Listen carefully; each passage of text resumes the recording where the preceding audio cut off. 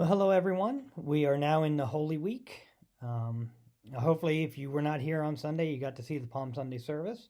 We do have our Monday Thursday service this Thursday, April 1st at 7:30 p.m. Wayne will be leading that service, and then on Friday, Good Friday, April 2nd at noon, Pembroke Community is having a prayer walk that is starting here at our church. I'm not sure how far it is, but I know temperatures are supposed to, I think, be in the 40s again, so you want to prepare because it's all going to be outside. We'll be starting with an opening prayer and opening quick devotion from our steps. And I'm assuming it's going to be on the Elm Street side, but I do not know exactly yet. And then we'll be heading off to some areas in the community to pray for that. And this coming Sunday is Easter. It's early this year. So this is the teaser for the Easter video or the Easter sermon. And the passage we're going to be talking about is Mark chapter 15, verses 42 to chapter 16, verse 8. So that's Mark chapter 15, verse 42 through to chapter 16, verse 8. So it's the account of in Mark. And actually, what we're going to be talking about this Sunday is we're going to be looking at some specific people mentioned in those verses I talked about, and talking about some of the things that they had to overcome, or limitations, or things that might be holding them back, either in society, gender, circumstances.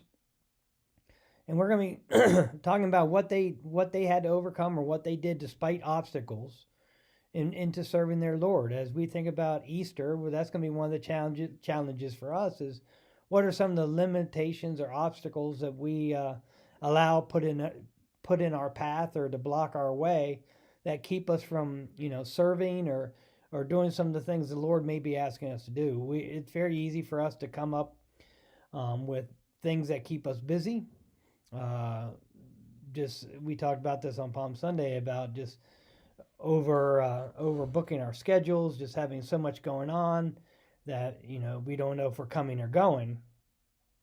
Well, when it comes to serve the Lord, very few people who serve a church or do stuff for the church are actually full-time employees or employees. Most of them have to be volunteers, and volunteers basically have their work, they have their family life, and then from that time they have to find some time to serve. I'm a big proponent of trying to find as many different volunteers as possible so the work can be dispersed evenly, or so some people aren't doing all the work and getting burned out. I always look for ways in which we can get more volunteers for whatever projects that we're doing, or it's really hard when one or two people head up everything, and then if one of them has health issues or passes away, then nobody else knows what's going on. So as we think about what our challenges are, what are the things that keep us from being able to serve, we're going to look at some examples of people mentioned in that passage. Again, Mark chapter 15, verse 42 through chapter 16, verse 8. So we're going to be looking at some of the challenges they had and how they continued to strive to serve or to do as much as they could with whatever limitations or roadblocks they had. As during this Holy Week, I hope you're taking time to reflect, thinking about Easter, thinking about Good Friday, thinking about Monday, Thursday.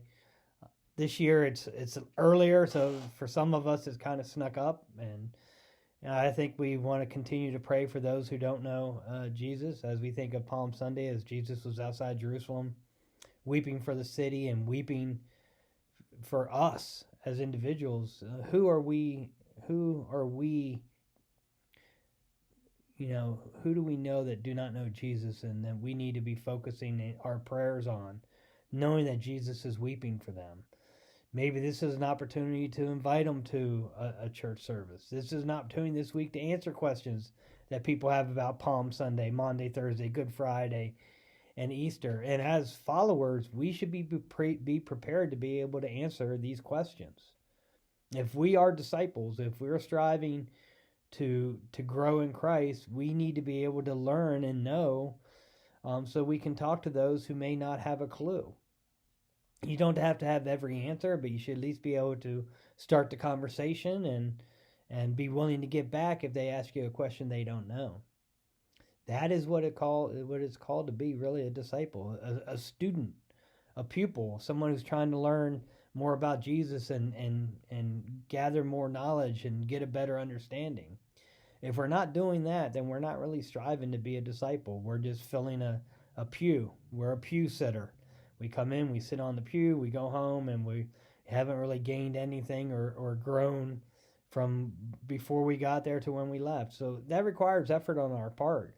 Again, this is where we talk about limitations and what are our roadblocks. So something to think about.